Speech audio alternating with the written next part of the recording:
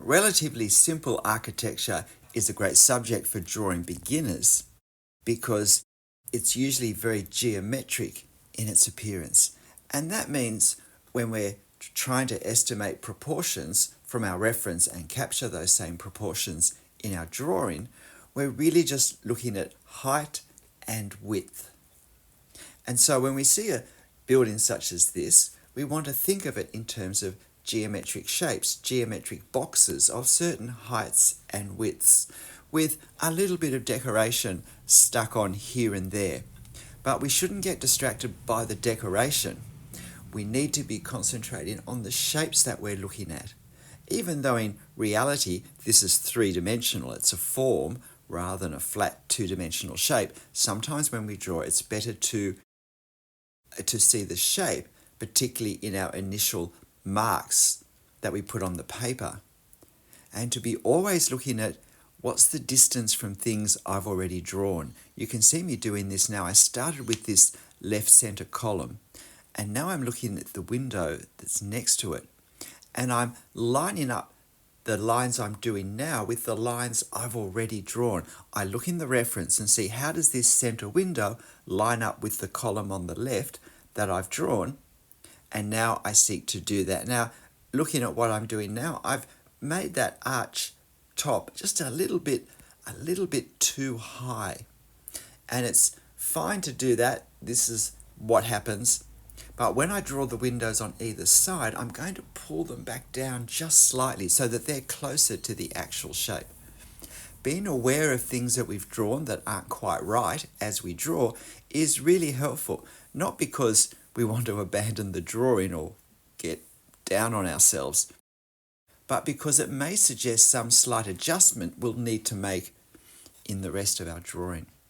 So now I draw the other column. It's not really a column, they're just concrete decorations stuck on. And these are fairly long straight lines close together, so that in itself can be challenging for a beginner. But drawing straight lines, especially straight lines of say 6 inches, 15 centimeters or less, is a good skill to practice just on its own. Most of the drawing skills, I think, are better practiced doing a drawing of some sort. But the ability to draw quick straight lines, such as the one I just drew then, is an important skill in drawing, and particularly if we like to draw architecture, if we like to draw buildings. Notice at the base of these columns, I didn't do a straight horizontal line. I did some little jaggedy lines because I'm going to be putting some, well, I think they're just weeds there. Possibly once there were flowers, but now it's just whatever can grow. And so now I'm dividing this lower space up into these doors. And I'll know whether I get the proportions correct by when I do the dark areas of the door panels, whether they look the same as in my reference, fairly tall and thin. If my space here is too narrow, then my door panels are going to look too skinny. And if I've made a mistake the other way with my proportions, they're going to look too wide, or there'll be too much space on each side of them. So when we start to put the detail into spaces that we've defined, areas that we've defined, that will really tell us how close we've been in getting the proportions correct. And it's always good to pay note to whether I've gone too high or too wide, because I will probably tend to do the same erring more often than not. I'll generally go a little bit wide or a little bit high, and if I'm aware that I do that, by being aware of it, I can guard against it. So you're watching this in actual drawing speed, but just these sections where I fill in the hatching for the dark value behind the windows, I've sped those up to double speed. The important thing with those is that we don't scribble back and forth, that we do small straight lines, and we don't go faster than we can control them not going over the space that we want between the panes of glass. So now you can see what I'm doing. I'm working on what I call the alignment principle, where things in the reference line up horizontally or vertically for that matter. I take care to align them in my drawing. And you can see what I'm doing also here. I'm drawing the window on each side of the center at the same time. That helps me to get my marks, my heights, and my alignment of these two windows because they actually line up with each other correct. It helps me to focus on horizontal alignment. If I just draw one, when I draw the other, it's going to be easier to not look as carefully at that horizontal alignment. And now with the windows underneath, I've got vertical alignment with the ones above as well as horizontal alignment with each other. So I get this final pillar, column in place. Look how far back from the end I'm holding my pen. I haven't got my fingers clenched down near the nib. That would be a big mistake. That's often how we write, but when we write, we're trying to do a lot of small detail and control. When I'm drawing lines, I really want to be drawing using my whole arm. I want to lock my fingers in place, lock my wrist in place, and even lock my elbow in place and draw from the shoulder. We actually have a lot more control.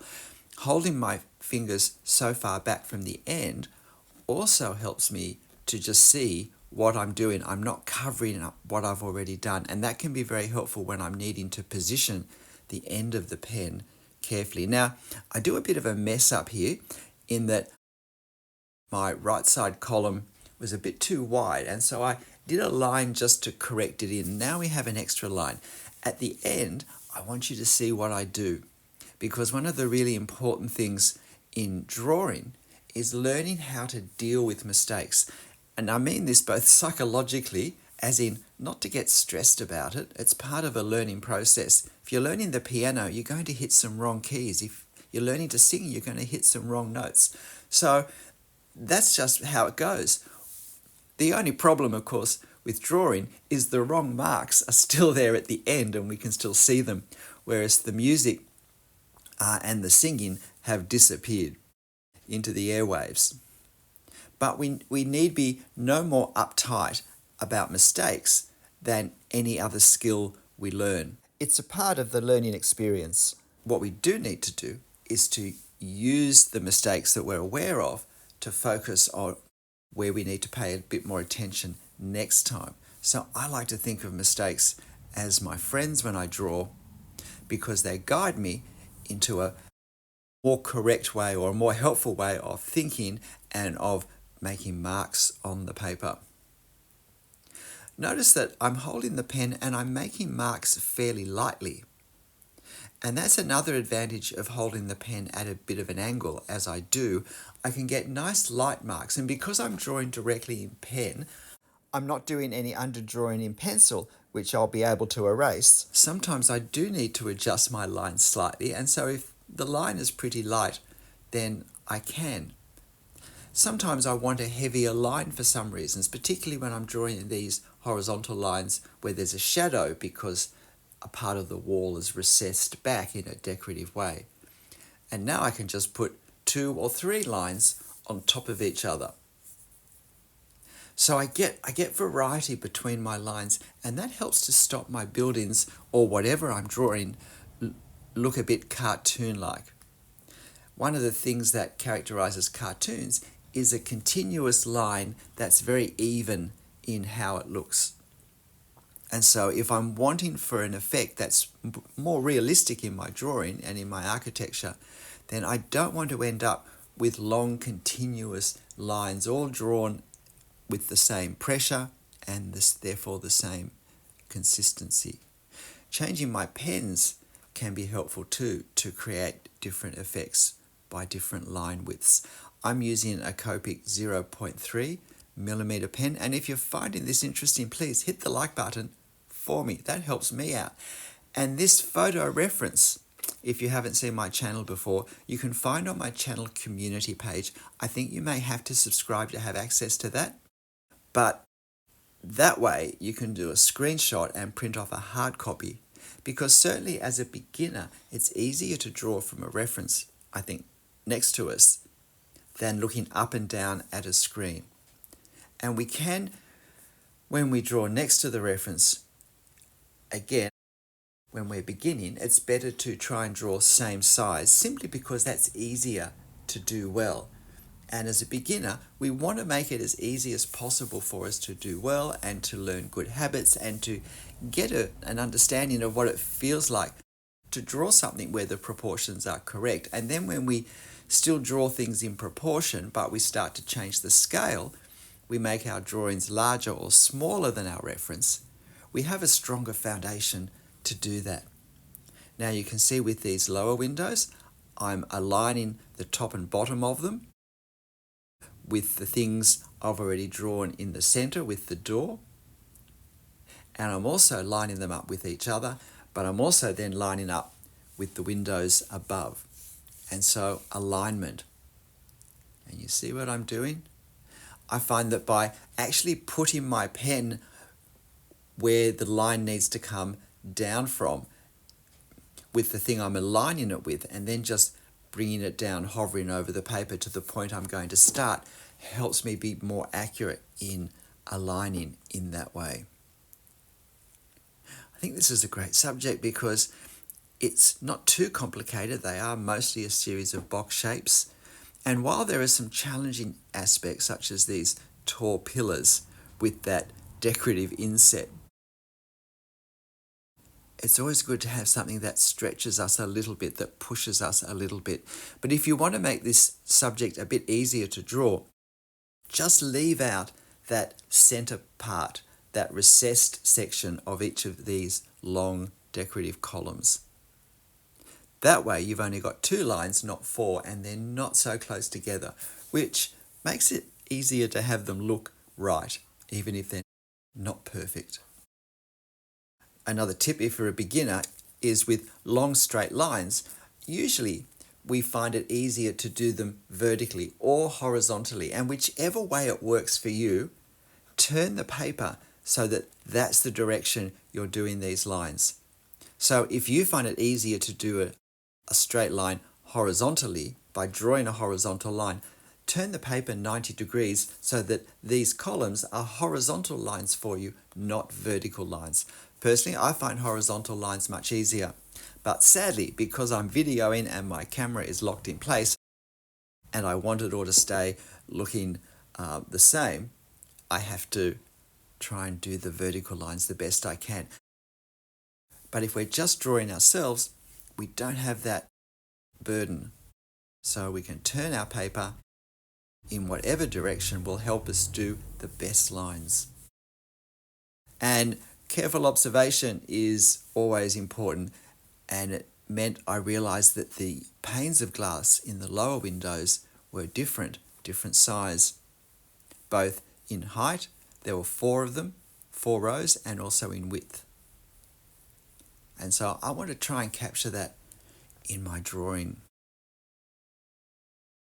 The reflections behind glass are interesting, and we, I think, should try and capture whatever effect is in our reference. But in this reference, it's just a sort of a darker mid-value. And now I just change the front a little bit to make it a little bit more interesting. And in a moment, you'll see what I do to make that mistake much less obvious. There is a shrub there. However, I'm just going to change it slightly and bring it closer to the front. And you'll see that what happens, and I'm doing one on the other side that's not really there as well. But you'll see what happens is that it lets me hide that extra mark, at least for the lower half of that column.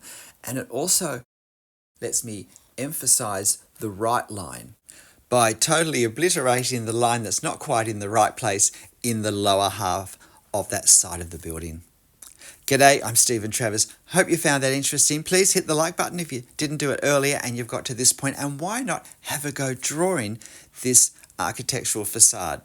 Simple enough to be a great subject for drawing beginners, but enough detail to be interesting to draw and to have a good drawing at the end. But hey, in the end, whatever you draw, whatever level you're at, however it turns out, make sure you have fun. I'll see you next time. Bye.